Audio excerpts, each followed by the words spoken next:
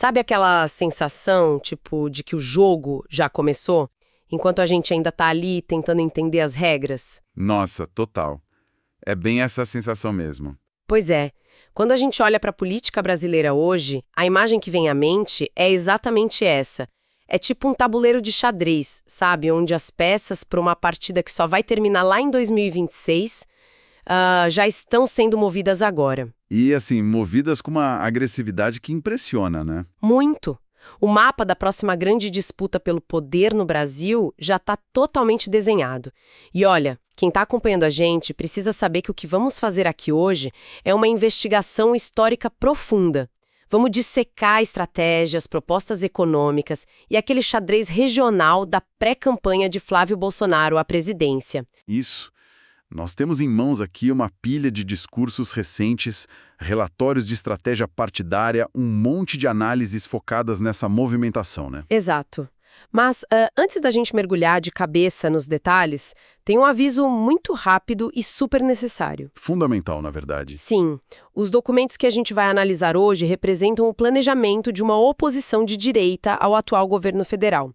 Nosso papel aqui, e a gente sempre bate nessa tecla, não é tomar partido. De jeito nenhum. Não estamos aqui para dizer se essas ideias são certas ou erradas, nem bater palma, nem vaiar. O nosso objetivo é puramente relatar e dissecar de forma neutra as ideias. E a nossa função aqui é quase como a de engenheiros políticos, sabe? Nós vamos pegar essas fontes, desmontar as peças e entender como eles pretendem fazer esse motor funcionar. Perfeito. É entender o como e o porquê. Como que essa frente planeja pavimentar o retorno ao Planalto. E bom, isso já nos leva direto para a sala de máquinas de qualquer eleição. A economia. Sempre economia, né? Não tem como fugir. Não tem jeito, tudo sempre começa pelo bolso. E lendo os discursos, cara, fica muito claro que eles constroem um contraste quase que apocalíptico entre o cenário atual e a proposta que eles estão desenhando. O diagnóstico que a pré-campanha faz é de um país que está, financeiramente sufocado. Totalmente. Eles martelam muito um dado específico nas fontes: 81 milhões de brasileiros endividados. Nossa, é muita gente. É quase metade do país. E eles falam, inclusive, de uma realidade bizarra onde as pessoas estão tendo que parcelar a compra do arroz e do feijão no cartão de crédito. Pois é, e eles conectam esse sufoco diário do cidadão comum direto a uma tese sobre o comportamento do Estado, né? A narrativa das fontes é que o governo atual adotou uma política de gastos descontrolados. Tá. E aí, para bancar isso tudo, começou a caçar dinheiro através de novos impostos.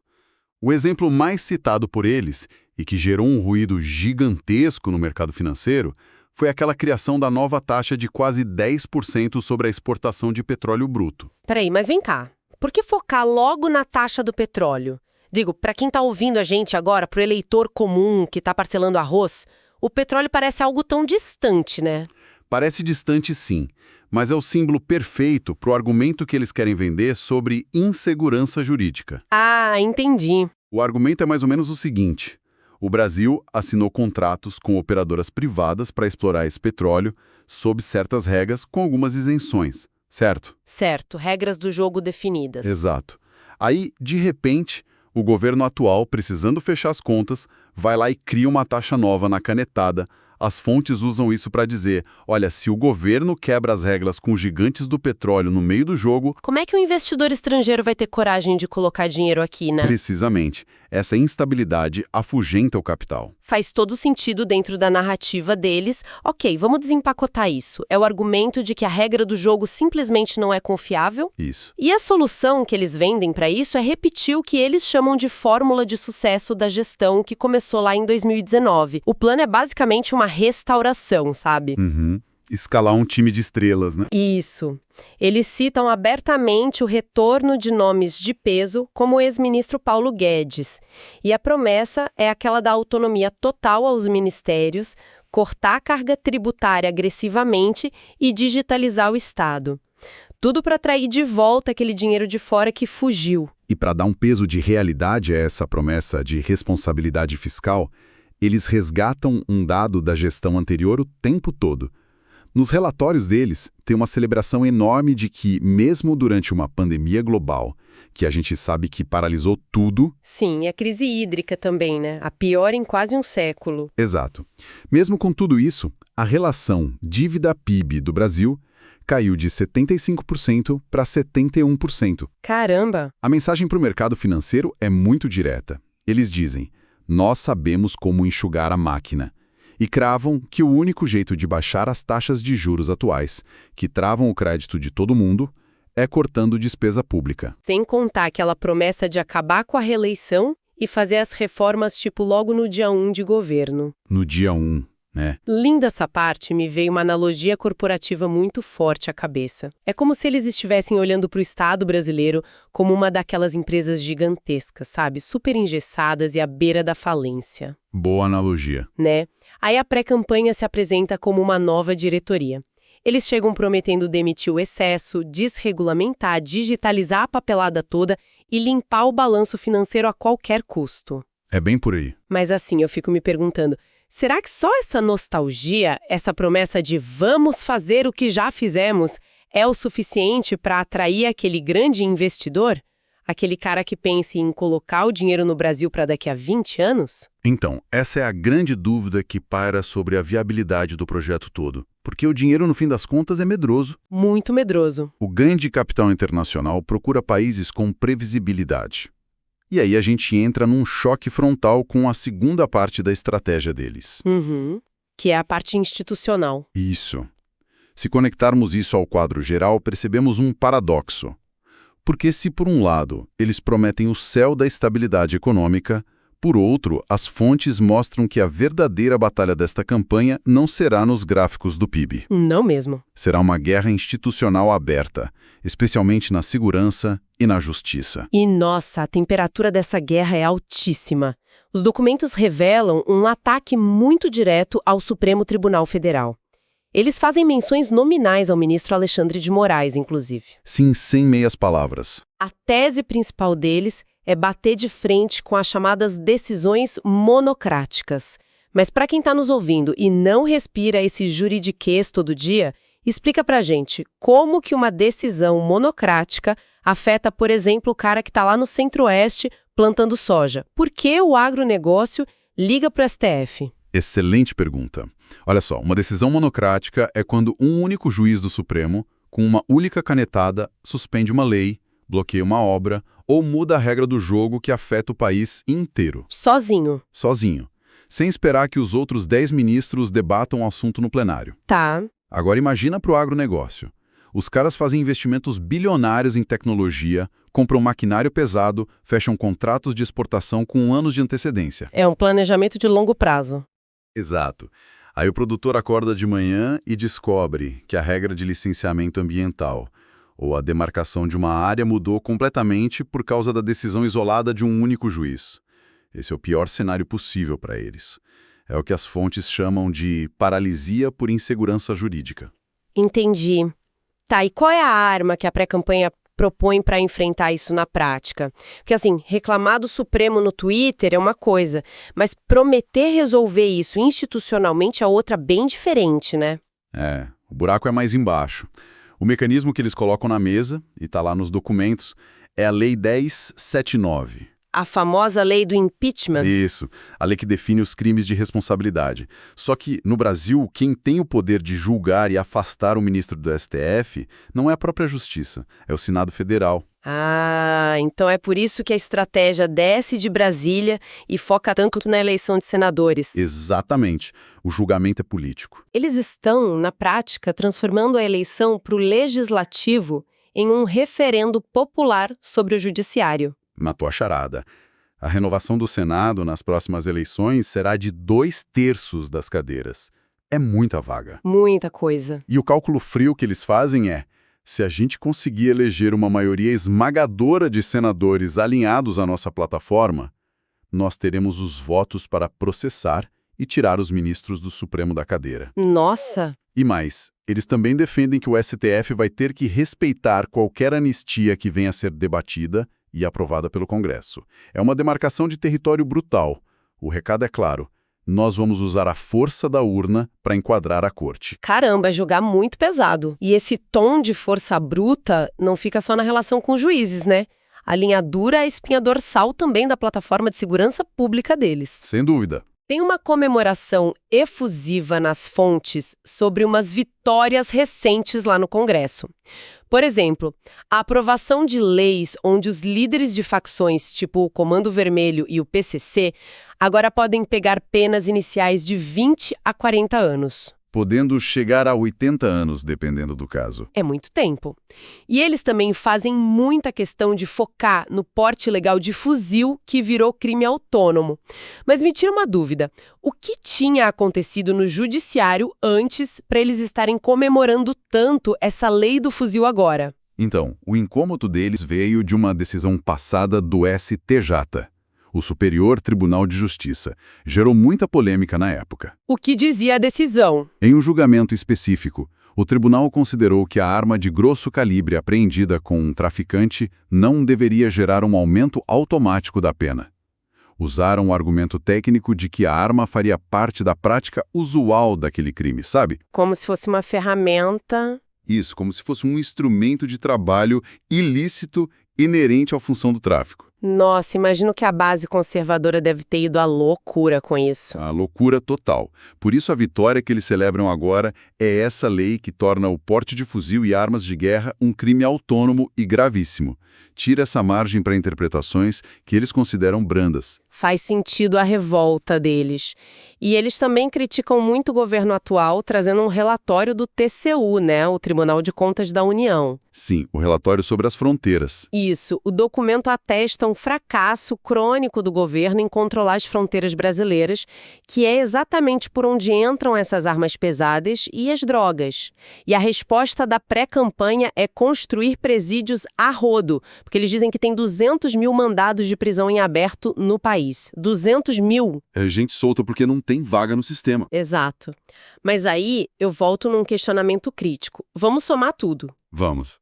Se um governo já entra com a promessa de conflito institucional pesado contra o judiciário e ainda quer passar essas leis penais super duras, como é que mantém a estabilidade necessária para aquela recuperação econômica prometida lá na primeira parte? Aí é que está a grande contradição.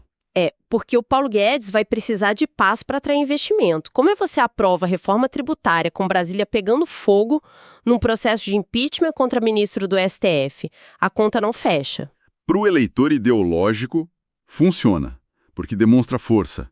Mas para operar o Estado, o desafio é colossal.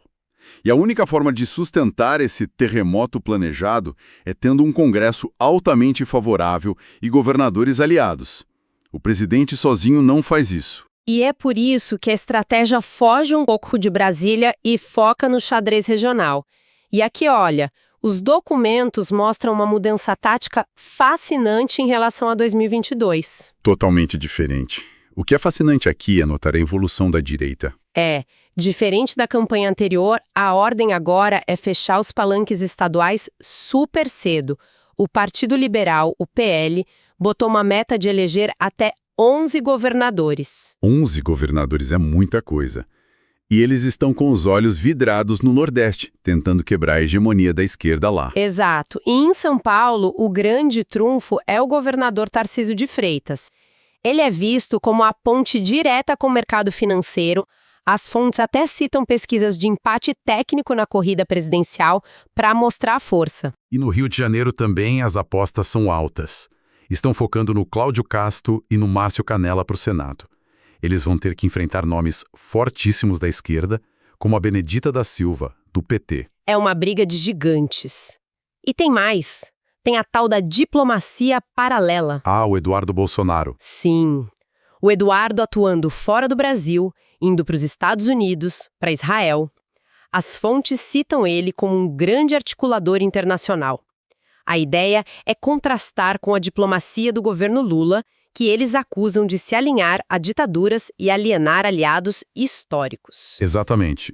Como eu dizia, o que é fascinante aqui é ver a direita saindo de um movimento puramente orgânico, de internet, centrado em uma figura só, para virar uma máquina partidária tradicional, negociando diretórios, fechando alianças, como lá no Rio Grande do Sul com o Podemos. Mas vem cá, será que isso funciona na ponta? Será que o eleitor local lá no interior vota para governador pensando na ideologia nacional, ou se o cara foi para Israel? Ou ele vota por demandas da própria rua dele, tipo asfalto e posto de saúde? A política local é sempre o buraco na rua, né? Eles sabem disso. A aliança não é para o eleitor do interior se apaixonar por Israel. A aliança é para ter o tempo de TV do partido, o fundo eleitoral e o prefeito pedindo voto. É pragmatismo puro. Entendi. As alianças regionais são essenciais, mas nenhuma decisão estratégica é mais simbólica e, pelo que eu li, mais polêmica dentro da própria base do que a escolha do vice-presidente. Nossa, o dilema do vice. Aqui é onde a coisa fica realmente interessante. O debate interno está pegando fogo por causa da possível indicação da Simone Marchetto para a vaga de vice. A deputada de São Paulo. Isso! Ela desponta com alguns atrativos, né? É mulher e é uma influenciadora católica, se chama de Peregrina, e aí entra a mão do Valdemar Costa Neto. O presidente do partido. Sempre ele na articulação. Pois é. A escolha dela é vista como uma arquitetura eleitoral para furar a bolha bolsonarista e atrair os 10% de indecisos, que, segundo eles, são majoritariamente mulheres não politizadas. É o famoso pragmatismo versus a pureza ideológica, porque a crítica interna foi devastadora, né? Foi. Fontes comentaristas de direita, como a Marina Helena, simplesmente rechaçaram a ideia. Elas trouxeram dados de que a Simone Marchetto votou 66% das vezes com o governo atual no Congresso. Para a base conservadora, isso é traição. Total. E pior, ela apoiou o impopular PL da misoginia. Ah, esse projeto foi um desastre de relações públicas para eles. Foi aquele projeto que tentava equiparar o aborto legal após 22 semanas a homicídio. Sim.